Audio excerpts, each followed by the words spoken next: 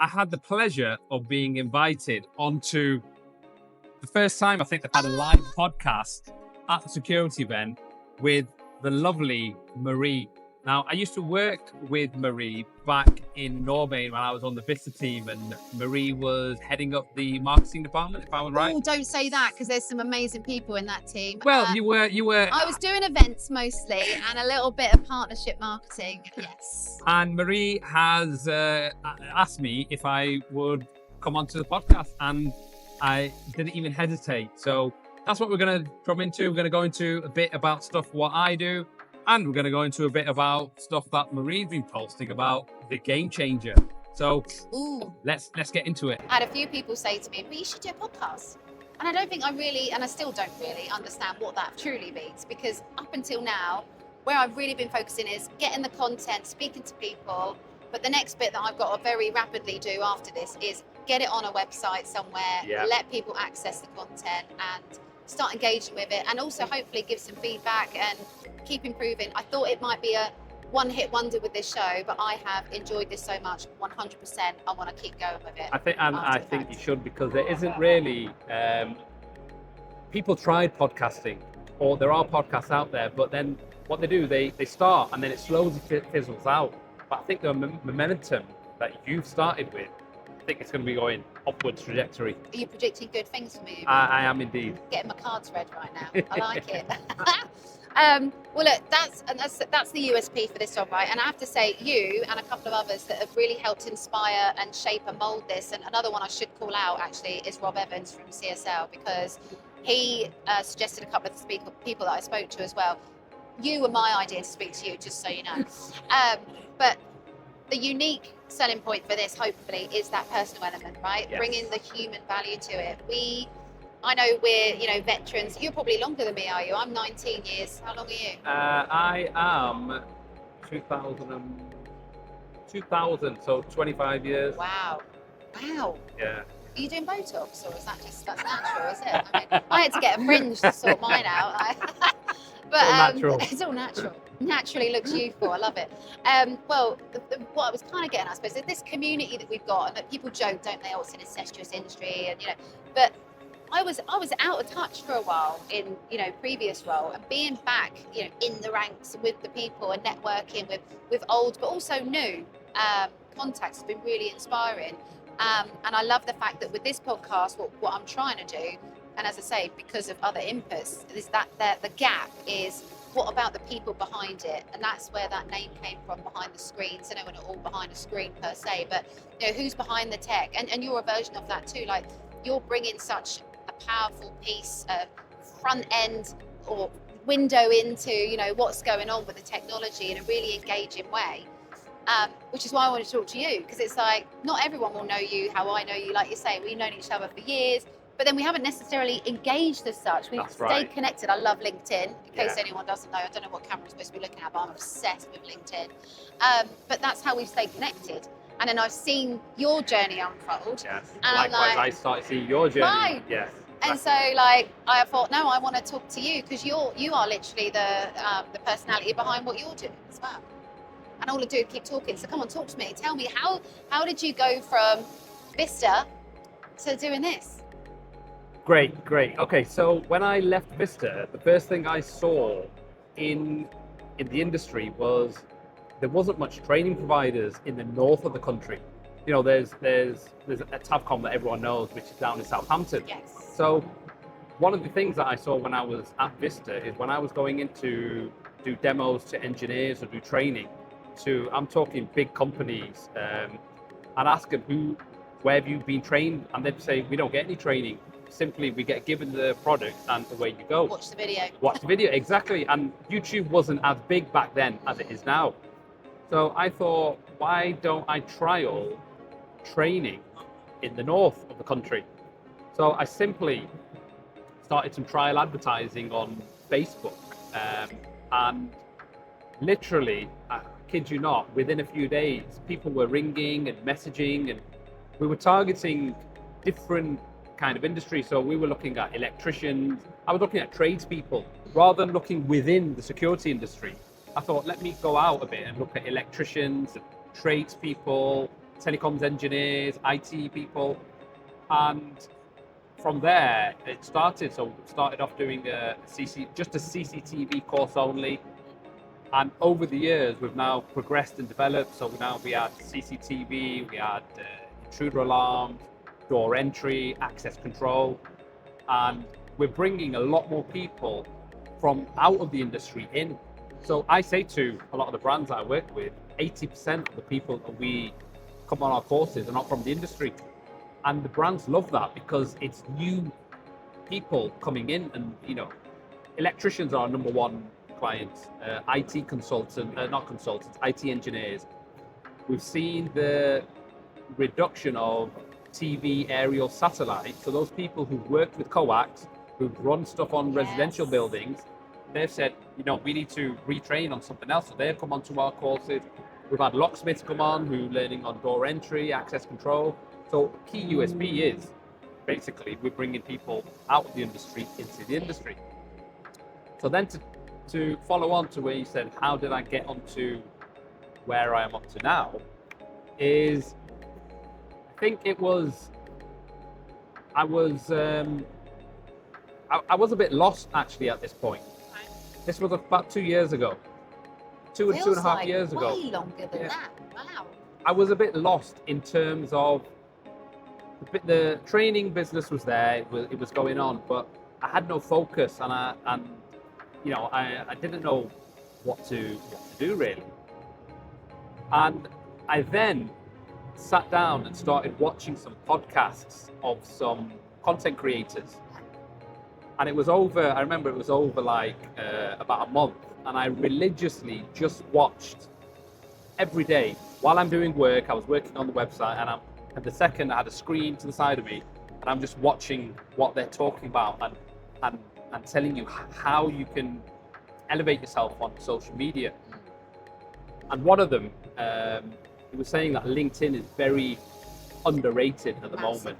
Massively. At the moment. He goes, very underrated.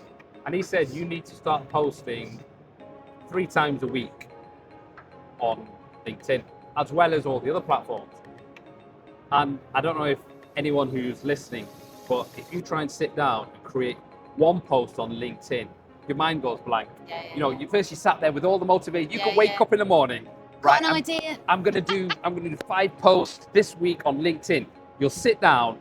After 10 minutes, you'll be like, close your laptop. I can't do it. It's human nature. Exactly. So I started doing it. I started posting stuff. I started posting motivational quotes first. I started posting just random things. And then one day, and this is where I think was a turning point, the podcast who I was listening to, he says, people don't really post themselves on video because there's fear and judgment of what other people will judge you on what you posted, and that's the number one excuse why majority of people don't post. Wow. Okay. And I was exactly the same. I thought, I'm going to post a video and people are going to laugh. You're quite a modest character, I would say. Like, you're not someone that you would expect. Exactly. I'm not really on. I've not really posted, done anything like that before. Not on any interviews, nothing.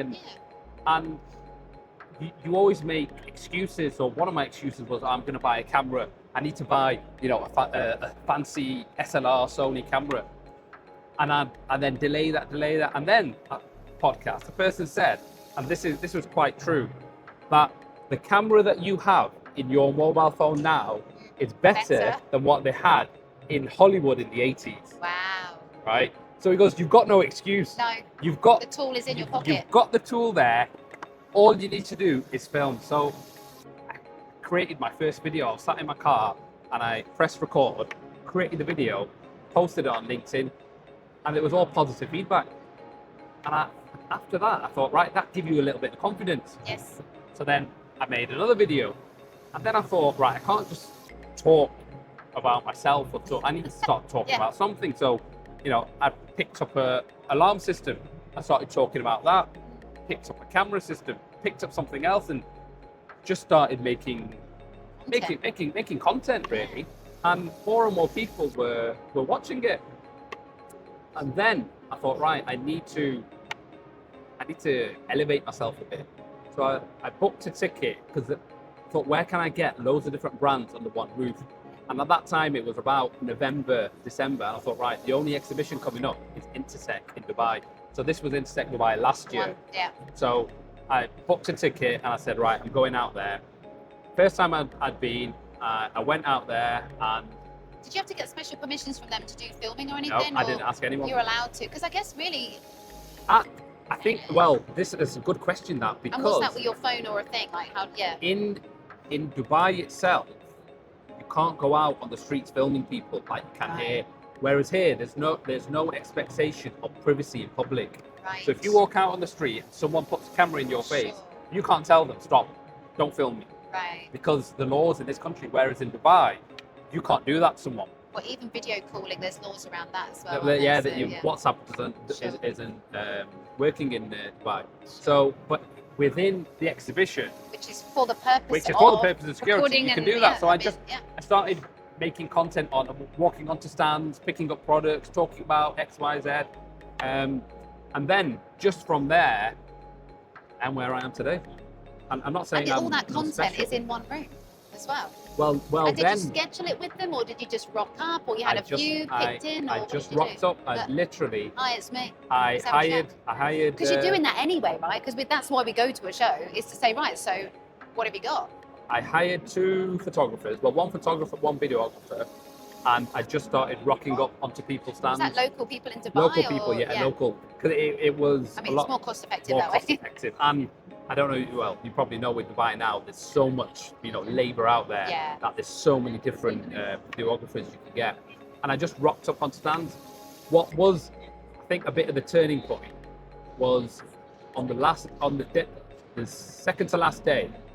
I got onto LinkedIn and I messaged the CEO of Ajax, who's Alex. I don't know if you know him. I haven't met Alex yet. Only Vlada and Sam. Sam, right? Okay. So I messaged Alex, and I don't think I'd met him. Because they would have done their metaverse event around that time. Do they do it in the January, or they do it before, or something? But...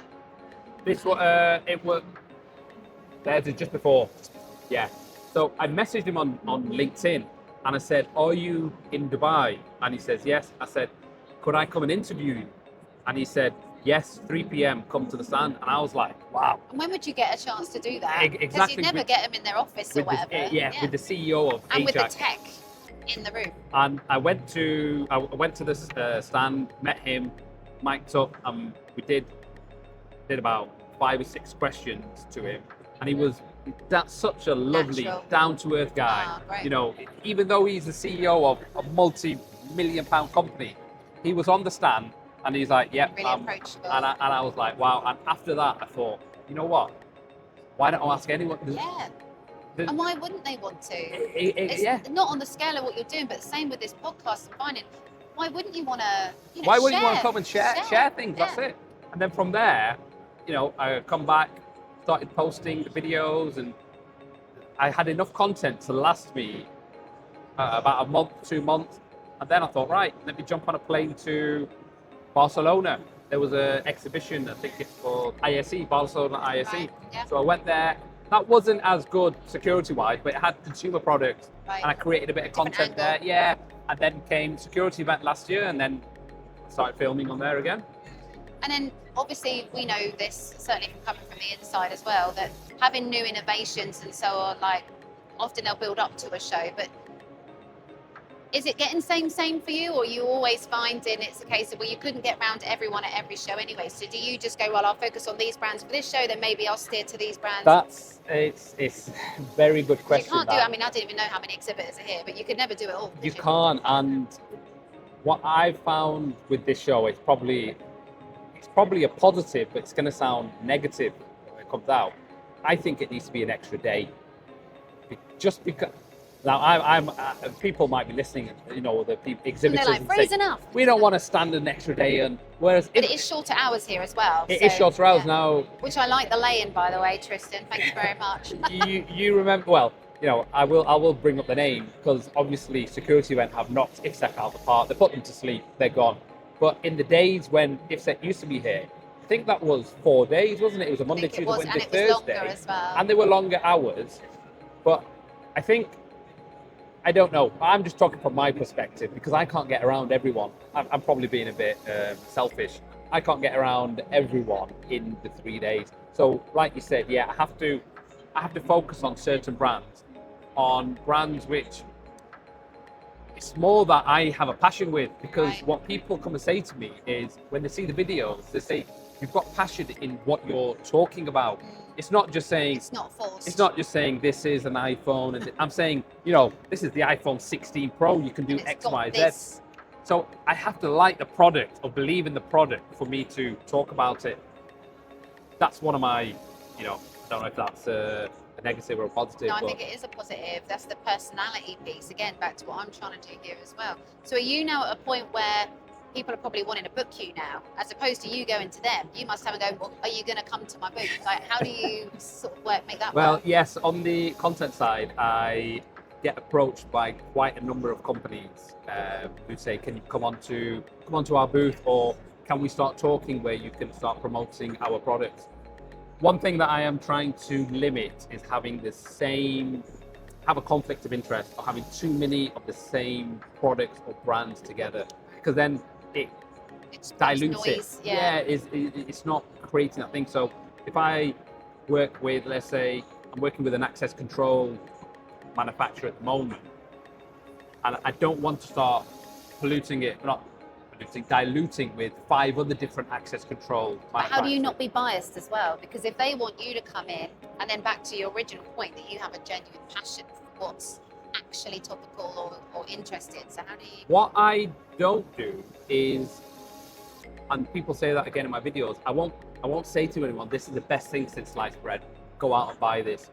What I do is I show the features and benefits of what this product can do. And then it's up to the viewer or the installer to say, right, you know what, let me look further into that. Myself, yeah. But if I'm shouting too much about too much of a range, it's too much dilution. On our training, we're brand agnostic, so it's completely separate. We will train on, you know, all different brands, all different types of products. When it comes to the content creation side, I have to limit it to a certain extent, shall we say. But that's where I like to have a variety of different things. I can't just talk about CCTV all the time. You'll get bored. So that's why I have CCTV, I'll have intruder, door access. And this is one thing which I think gives me a bit of an edge over brands doing it themselves. I can integrate different products from different brands together. Yes. So I had, let's say, a TACX product, and I can integrate it with an Ajax alarm system. I had the smoke screen, I integrated that with Zenitel, which is the door intercom system. I used a Hikvision with something else. Yes. That's with the integration of showing different things, which, let's say, for example, someone working with a brand don't want to start bringing other brands into it. Love that. But ultimately pulled together by your personality. And so there's 3 things then, right? So you've got the content side of things, you've got the training side of things, and then there's the I suppose paid for content, bookable. It's a content mix. services. It's a mix. There's some content that I just go out and create, like you said, the content creation, and then there's I call it promotional stuff that will work with brands to elevate their products. So And help them create a polished product. Yeah, out of yeah, that as well. yeah. Because I think everybody gets a little bit scared of how to do these types of things and get the right people on board to do it. And we can all hire agencies to do whatever else, but the edge of what you do is the natural interest, your own knowledge, and lifetime experience in the industry. And as you say, being in front of camera and that interaction as well, it brings it to life. And what I've heard from a couple of the brands I work with, they say, look, marketing departments, they're good for creating, creating stands here, creating all the literature and stuff. But then when it comes onto video focusing things, it's a bit different because it might be new to them. And the other edge that we have now is social media has changed the way, perspective, how people are. Before, people watch TV, okay? Then it was going onto the internet on your PC. Now you've got everything on your mobile phone. And then we've got social media. And now what's also happened is with the introduction of your TikTok and YouTube Shorts, people's attention span has dropped. Like, when was the last time you sat and watched a 20-minute YouTube video? You know, you don't. So that's why now. And the reason for that is it's giving you that dopamine fix quick. So you're scrolling, and your brain wants that dopamine quick.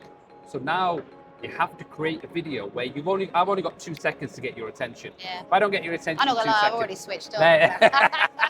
There you go. So that's why I have to create the video that's got the hook at the beginning. Yes. Then it goes into the video. So they're hanging for that point at the end. They're like, actually, I want to know that. And the video, I've found it can't be more than about 2 to 3 minutes long. We might exceed that on this one, but special edition. And then on top of the video, it's then creating the written post for the video. Yes. So it's and all these things, it's come with learning and bettering myself. And feedback. Yeah, I've had many messages from people from all over the world who see the video. Someone just messaged and say, you know what, brilliant. I just want to say your videos are great. Just walking around the show here, Mike said to me, he goes, you're like a king. Everyone's just coming up to you, and I'm like, I'm no king. It's just people see you, and it's that thing. I can picture you at home now, but it's got props and everything to take a selfie just for you. It's just people see you, and they just come up and shake my hand and say, you know what, love your content. That's and nice. That boosts me to then say, right, you know what, I'm doing the right thing. I need to make some more content. I need to make something better than what I made the last video. So and this is always the first thing, when you look back at your first few videos, you'll think, oh my God, cringy. That is what you think. But you like your first profile pic on Facebook or whatever. Like, what was that about? Or your first email address. There's been some interesting ones over the years, yeah.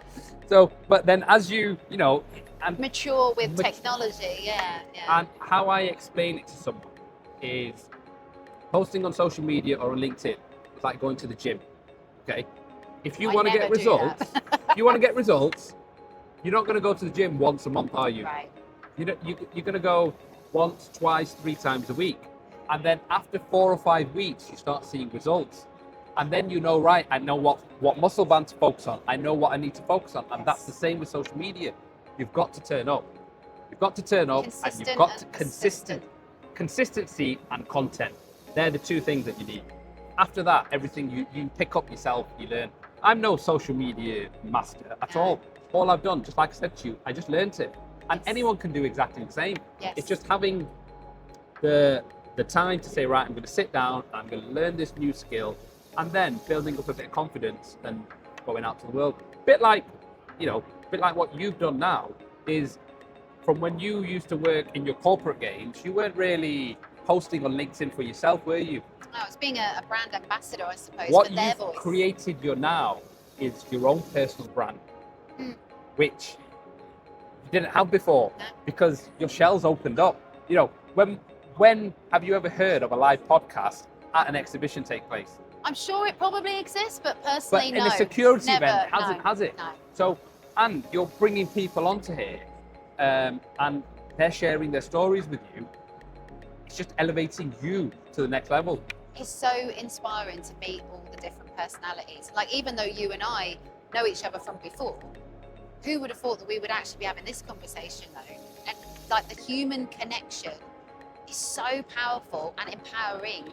Like, I'm finding, like, it's lovely you say those words at the same time, but like I joked on the outcut thing that I put out, like, I am nervous. Like, when I stand up, I know I'll have sweat patches in places that these cameras can never look at, which is totally fine. But then that whole like imposter syndrome thing, I love to realise now, like, that's a superpower. Like, lean into that when you're uncomfortable. Be comfortable being uncomfortable. Yes.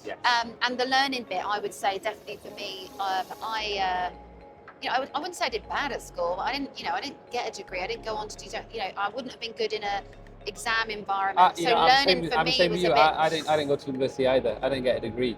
I just went out into the experienced it. And what you can't buy, what you can't learn is experience. There's examples where you see someone who's educated, they've got degrees, but they lack common sense. But yeah, common sense. When in are the they going real to learn world. that bit? Yeah, in the actual real world. Whereas, you know, and there's a content creator who I follow, which you may have heard, Simon Squibb. Yes. He says that degrees, it's outdated now. And even another guy who I follow called Gary Vee, he says everything you need is on your mobile phone. Google is there. And to be fair, when we were learning, it wasn't. It wasn't, because we didn't have No. this. It was, you needed to know. Yes. But now The whole you've calculator. You'll never have a You never have a calculator. You've got everything you can do. So Yeah. it's one of those, you know, common sense, real world experience will far outweigh, unless you're a doctor or dentist No, of or course, brain there's- surgeon yeah. or something like that. Yeah, if I need an But operation, even I would then, like them to know what You they're even mentioned that. I know friends of mine are telling me that they have friends who are surgeons who go on to ChatGPT before No. they're going to do No. something and say, right, I've got a. Just give me a little reminder. Yeah, I need to do this. What do I need to do? What do I need to focus on? And then they'll go on. Wow. AI's Wow. taking over in, you know, some wrong But then ways. I think of my AI as my, you know, pocket personal assistant. Like with my new venture with my actual day job, because this is just the fun stuff that I get to do now, which I love. I would not honestly have had the confidence to take that leap and leave such a powerful, large, by the way, amazing organisation, Honeywell. You know, when I was working in an environment where, you know, we had diversity directors. You know, we had, you know, people in roles to really help, you know, all the things that we That talk must have been about. like, you went from a corporation of how many employees was. About 200,000 employees or something. Just repeat that again. I think it's 200,000 or something like that. It's a ridiculous amount of people Wow. globally, obviously. Wow. And I used to see on LinkedIn you were traveling to America like All majority over of the the time, place. weren't you? Yeah, I loved it. I was very lucky. I mean, the way that whole journey unfolded is that, you know, I mean, I started as an apprentice at IBM at 15 straight from school. And then after that, I did a couple of little bits, but the next big shift really into the security industry was when I joined Norbane, obviously, as a marketing executive. It was predominantly the events. That was back when we were obviously this venue, but as you say, IFSEC before. I won't quote the numbers, but we spent a lot of money on our booths then. I could quote the number because I was told better by not. different. It was It was a lot. A lot of, well, I'd say it was But it 7 wasn't in- figures by the time you put everything together with the gala event, No with comment. and you know the extra purchases that would take place. And But you know what? It was a different time. You know, right down to, you know, unfortunately, I would say, and a story was shared to me the other day, which I did not recall had happened, and I trust this person that it did happen.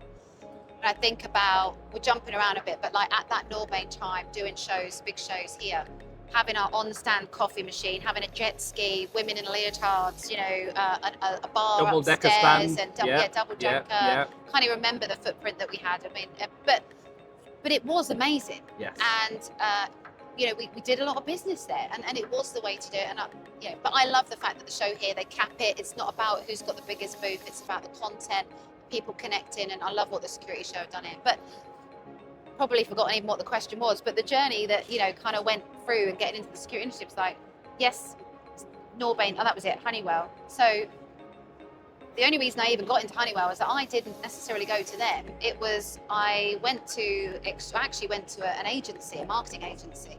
And Was the that reason, was that was after after Norbane? Norbane. So I left there. I wouldn't go, maybe off camera, I'll tell you how that exit went down.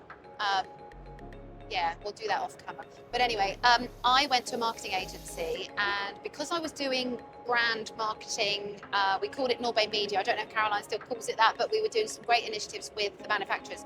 And when I left there, I went to a marketing agency and I worked with Maxine Davenport. I'll have to give her a shout out. Wasn't she She's from here. Spotty? Wasn't it Spotty Dog was one of the companies before? I think so. That And then- was what it used to be, but Yeah, I and then should she have went to. found out. I do remember. She's I've at the seen, show. I've seen her. She's yeah, lovely. yeah, We did a lot of work together. We did the road shows. She helped us yes, with the those live in shows, Norbane. yeah. She's amazing. So when I went to that marketing agency, because I was doing a lot of that brand marketing, they then started to become clients of mine. So I worked with Samsung TechWin on a partner program. I worked with the Tyco team on Tyco Superbikes. And Extralis was one of the customers. And when I got to know them a lot better, and it was Colin Rogers at the time, Mick Goodfellow, God rest his soul, we were getting closer and closer on initiatives, and they were like, look, we'd like you to come and work full time for us. I was like, what about a retainer? We can work out a deal. We can make it. It's like, no, like we need a full time. we've got a bigger plan here. You know, we're looking to sell the business. We need someone that's, you know, fully dedicated. I'm not gonna lie, in that role, I wasn't being paid particularly well, and also had to commute quite far to get to it. So it kind of aligned a little bit then. I went, you know what? Yeah, all right. And they also did make a very generous offer, which involved that when the time would come, obviously there are certain benefits to people that are part of that team that really drive towards the purchase.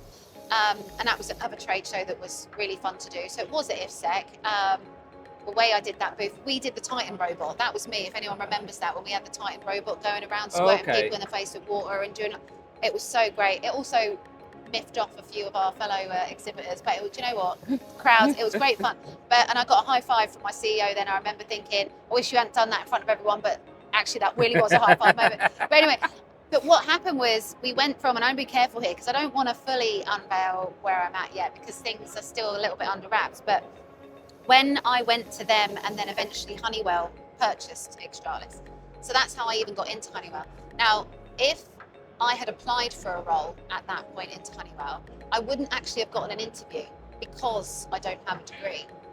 However, the positive is that since joining Honeywell, I'm very proud to say that I was one of the people that influenced that change.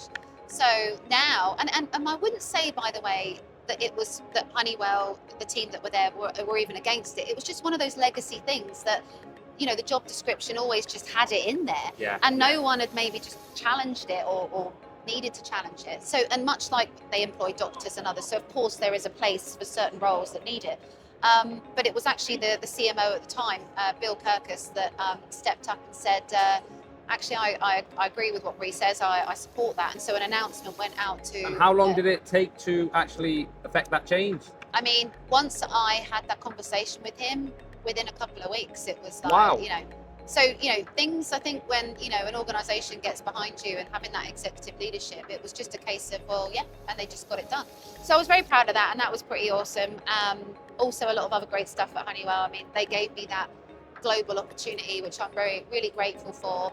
The travel was amazing, but then equally being a mum, you know, I miss my kids, so, you know, there was sort of a double-edged sword to that, and especially in Dubai when you can't have a video call, but, you know, so there were some funny videos being sent back and forth after that. It's quite funny. But the women empowerment piece came about during that journey. So they have a lot of networks, not just for women, but for all diversity groups. Okay. And so that was my first exposure to having a voice and being able to empower other people.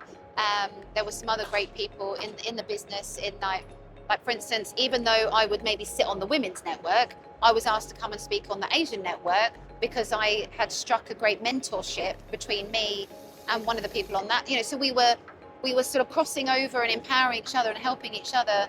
And then it was weird within that community, sharing best practices of things and and that was just like naturally happening and evolving, and all through this, like the relationship piece, the connect, and from, you know, virtually, because most of us are in other countries.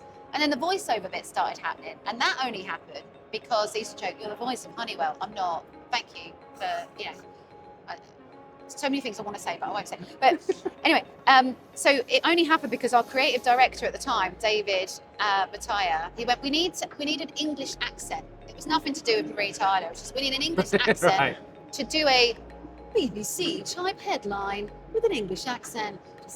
And I was like, yeah, I could do that. That'd be fun. So I recorded. Did you get paid for it? Well, I had a job. That was my payment, and it was fun. But no. So I recorded this one line, and then they went off to do their editing, and he came back and he said, we've been having a chat, and actually, would you just record the entire script? I was like, yeah, okay, I can do that. And so from afar, sometimes we did it in person if I happened to be traveling, and we would do it locally, because he was in the US and I'm obviously in Northern Ireland in the UK. I would have him in my pocket so he can hear and we can talk, but then I'm in a sound booth studio where they would do recording of music or whatever, and we'd obviously do a bit of prep on the script, but basically with no real training, it was just like, do you want to give it a go? And they kind of coached me live in my ear while I was doing it, and we would do this kind of remote recording, and then they just started using my voice. Then it eventually went on to doing a video. At some point I was at our headquarters in the US. Where is that? In Charlotte, which is an amazing building. and I got to be on camera doing one as well. That was funny. So is your voice still? I believe so. They might see this and go, "Oh yeah, we better. Why haven't we deleted that? We You better should get have rid got of a that." contract where you get royalties. Oh, do you know? Actually, I did have to sign something at the very beginning to say that it was obviously It was okay for them all to, their ownership. Yes, all done very well. No, it was, you know what? It was good fun. But again, that gave me another taster for presenting and using the voice. I always feel like, I think we all do this. Like, you think your own voice sounds a bit. Yeah, exactly. But actually, again, back to feedback, people go, no, your voice is actually quite calming, or you make me feel at ease. And I think you have to hear this feedback from people to start believing, don't you, yourself, you did with your videos. It's like, well, look, it's a bit like also on the other end of the spectrum when maybe things aren't going well and you think, do you not start thinking maybe you might be the problem? But equally in this instance, it's like people are giving you good feedback, take that feedback. And the other bit is, and I said to you earlier, I remember my personality back then in the Normain days, not particularly proud of that character, because I remember being quite aggressive actually. What do you think was the cause of that? I think there was a multiple of things. I think one part being, didn't realise it then, but looking back, thinking that being in it's funny to say because I never felt this from you personally, but being in a male-dominated environment, I felt a little bit intimidated. Probably didn't let that on. But rather than dealing with it in a way where collaborate, allyship, we've got words for it now, haven't we? I think I felt like I had to maybe work harder, or maybe, I'm not saying I was working harder than men, but I think I was just, and the way I did that was being maybe a little bit more aggressive. Someone used to say to me, you've got a red mist about you, Marie. And I remember just being mortified by it. But looking back, I was a little bit, if I'd had a couple of glasses of wine, you would have kept a wide berth from me, because I think I just had a lot of, and in my personal life as well, I think I just had a lot of maybe frustration built up in me. That had to be released in one way, and it was coming out in the wrong way. At work. Yeah, I know, I hadn't found the love of my life, and all, so I was in a very different place personally and professionally. Now, like, proud mummy, my 2 lovely kids, my husband is like amazing. So when did you see the change? Do you think it was when you got married, or when you became a mother? Did your whole personality change? When did you see that actually come out? I'd love to know what other people think back to the feedback stage, but I think professionally, clearly, 8 years at Honeywell, of course, there was a journey that happened there. But I think when I got married, without going into too many details, it was quite a tricky time in my personal life. Right. I ended up, unfortunately, closing the relationship with my mum. Some things happened there, which was pretty tough.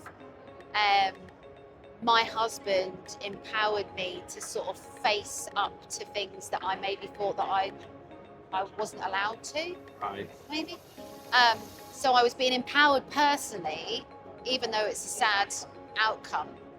But I grew up a lot mentally. Then yes, becoming a mum. The first birth, although it was extremely painful, no pain relief on Epidural, either. no, nothing like that. I wanted straightforward out. No, I was screaming for it, but it was too late. I won't repeat what I was saying, but I will tell you on that first one, I packed, you obviously get your bag together for the hospital. Yeah. I packed a card in there that was a thank you card, and I thought whoever delivers, I'll give them it to a them. coat. And I ended up crossing out thank you and writing sorry. All right. Because I was F-bombing the heck out of this place, and literally at one point she was like, Ree, calm down. I was like, mine, bleep, just all the things. But no, it was pretty intense, the whole situation. And then the second birth, which I was lucky enough to do a water birth. But the unfortunate thing was that although the birth was quicker and lovely, and she came out in the sack, is there too much information? It was all very, just different and a bit lovely and whatever. But I didn't know I had a retained placenta. So without going into too many details, it was quite traumatic, a lot of blood and things and whatever. But what was one thing that did change in me, there's obviously probably a more scientific way to go into the details of the hormonal imbalances and things that happen after you become a mum, but definitely became way more aware of my impact as a human, I think. And just, nothing else mattered anymore except these little people. Created little people, isn't that like the best feeling ever? I think that had a thing. But I developed this weird fear after my daughter was born. Bearing in mind I was flying a lot, off flying. And I'm talking extreme. Like I couldn't sit near the window. I was doing this pressure point thing and I couldn't stand up properly. My legs, I had this overwhelming sense of the space underneath the plane and the ground. It wasn't like, oh, I'm scared of crashing. Of course, everyone's scared of that. But it was this really weird impact. And I thought, have I got something wrong with my ears? Like what's going Actually, it was just, I had to retrain my mind. Yeah. And it was only because I saw something, it was on LinkedIn. Someone said, when you're anxious, it's exactly the same physical reaction as when you're excited. And if you tell yourself, I'm not anxious, focus on what you're, and in that instance, it made sense to do that. I don't know, saying it works for everything, but in this instance, I was flying to a destination. What am I excited about when I get there? Right, I'm going to meet that person, that thing's going to happen, and And it took about 3 or 4 flights to do it, but I went from being this ridiculous nervous wreck on doing all this stuff and having to literally be lifted out of my seat because I couldn't get out of the plane. That's how bad it got. Wow. It was really scary. To now, I always sit near the window. I always take a picture. I always do the whole, because these thoughts still come in my mind. Right. I can't even tell it. But now you trained your brain into to say, that's what I say, right, that's what we're doing, that's what's going to happen, it's going to be fine.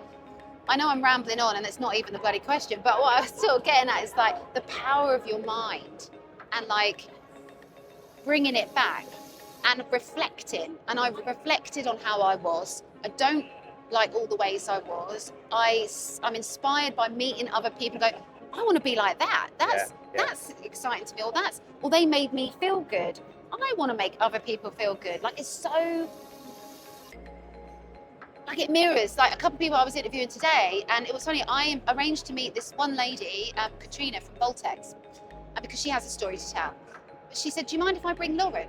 And I was like, "Oh, who's Lauren?" She went, "So she's in her 50s, Katrina. Lauren's in her 20s, just starting out." She went, "Honestly, I'm up here. She's starting out, like really." And I was literally, and it was like watching a show of this, like how they were bouncing off each other of this same thing. It was like almost thinking, I was thinking back to myself, like my younger me and my now me, of she's got all this like ambition and excitement. Energy, this positive energy. But she's got this ally.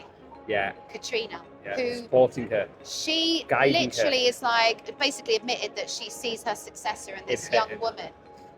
And we often talk about allyship, that it's usually a man helping a woman. And by the way, there's a lot of that, and I definitely had that. But I thought, God, it means so much more than that. Just having someone with experience.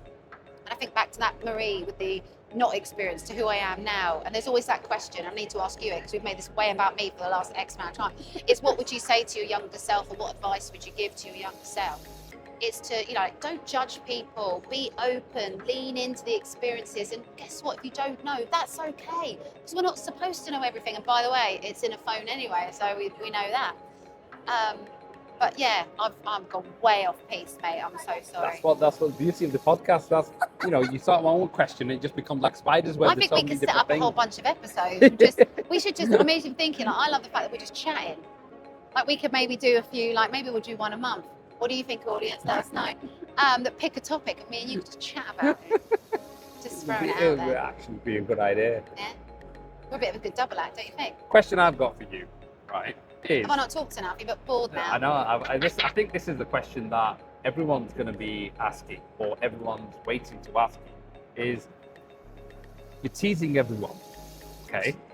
And, you've been teasing, I think now, it's been a while, since October. October. So we're coming up to nearly 6 months or so. And you're teasing, and you're teasing, and you're teasing. And on the back here, this is even more of a tease. It says The Game Changer. And then you got a website address. Have you been to the link yet? I've not been to the link yet, because I've not had time. But what is The Game Changer? Yeah, the burning question. So... I know you probably can't.